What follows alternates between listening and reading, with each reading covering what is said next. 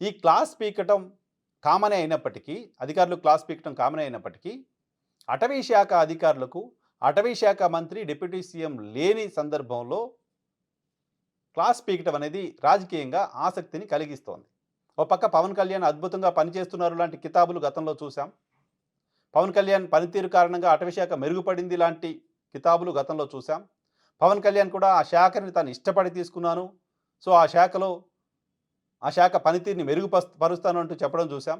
ఆయన క్షేత్రస్థాయిలో పర్యటనలకెళ్ళి తిరుపతి లాంటి చోట్ల ఎర్రచందనం స్మగ్లింగ్ చేసే ప్రాంతాల్లోనూ, శేషాచలం అడవుల్లోనూ ఆయనే స్వయంగా గన్‌లు పట్టుకొని ఎళ్లి తిరిగి అక్కడ అటవీ శాఖ అధికారులను కలిసి, వాళ్ళ పనితీరుని సమీక్షించి, ఆయన పర్యటనలు చేయడం చూస్తున్నాం.